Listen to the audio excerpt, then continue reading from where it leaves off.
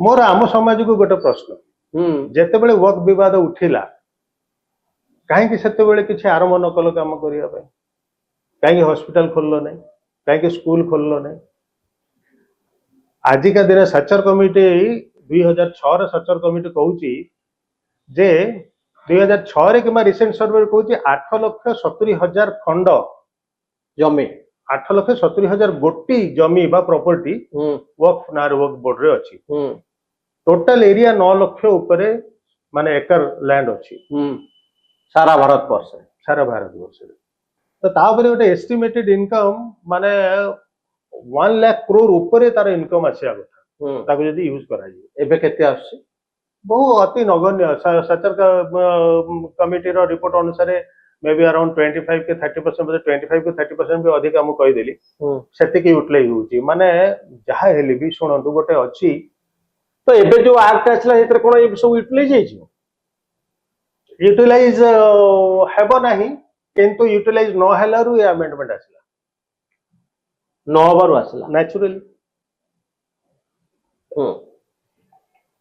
मो जेजेमकर गोटे जमी अछि मो मानक तापर हॉस्पिटल रे करछि हैला से मो नारे जमी थाओ न थाओ मो भाई कर मिलित थाओ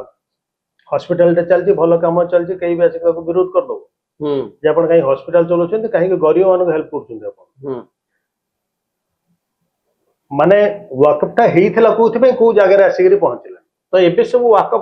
बिल जमी सब कोट कामे लागु एबे सब जानि देखनु किछिटा जमी कोन होची देखनु बहुत पुराना वक्फ जमी अछि तादेरे दुकान घर होईची अन्य गुडा से दुकान घर जो माने भड़ा नहीं थे से जो भड़ा 20 वर्ष तले दउतले एबे भी सेति के भड़ा दउ ताल कोन हबो गोटे दुकान घर गोटे गोटे जगह अच्छी जे तार भड़ा मासको 3000 टका से जगह भड़ा 30,000 टका बोल ताबरे ठकु चंदी से लोक सब रेगुलेट करिया कथा सुनतु वर्तमान जो भली परिस्थिति चलछि इंडिया रे मु कोनसे एमिति जिंस कहिबि नि जे कि माने गोटे प्रॉब्लम सृष्टि हे भल कि मैनेज तको होउनी सेहि थि एक्ट आसी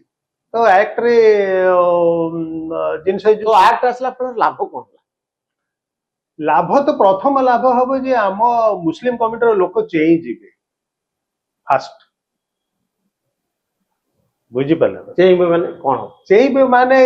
चेई सोई थिबो जिए ताको जगैबो कि एई घड़ी घटना मुस्लिम कम्युनिटी रो होउची आज देखंतु आज आपण एबे मो विषय रे आपण इंट्रोडक्शन देले कॉर्पोरेट ट्रेनर कॉर्पोरेट कहने आ गोटे दिटा कथा कहने मु बहुत गुडा मैनेजमेंट इंजीनियरिंग कॉलेज प्रोफेसर मान को पढुची स्कूल रे भी टीचर मान को पढुची फैकल्टी डेवलपमेंट प्रोग्राम करूची जे एई जो जिनिसटा मु करिया पई ए लेवल का बहुत गुडा रिसर्च करथिबी बहुत गुडा करथिबी मु निजे किछिटा करथिबी ना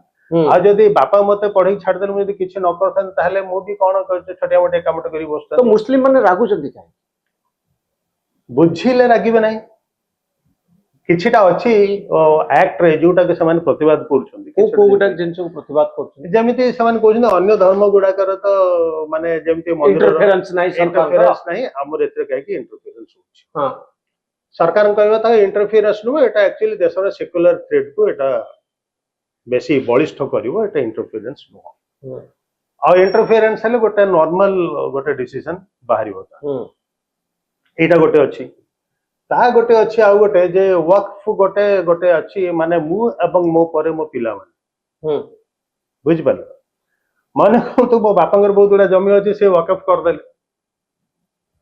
तापरे से वक्फ रो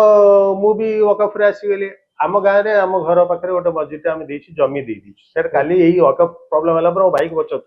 मु कहले अरे आम जमीटा वक्फ हिछि ना कोन ना नै सेटा आम प्राइवेट प्रॉपर्टी अछि लोक माने आसु नमाज पढु आमरी प्रॉपर्टी अछि सेटा वक्फ फंड रु गए माने कहतो बापा वक्फ कर देले मते न पचारि की त मु त दुखी ही जी मो पाखरे जमीन नहीं मो भाई पाखरे जमीन ताको किछि फरक पड़ने मते तो फरक पडुची एटा एठी रेस्ट्रिक्शन ही जो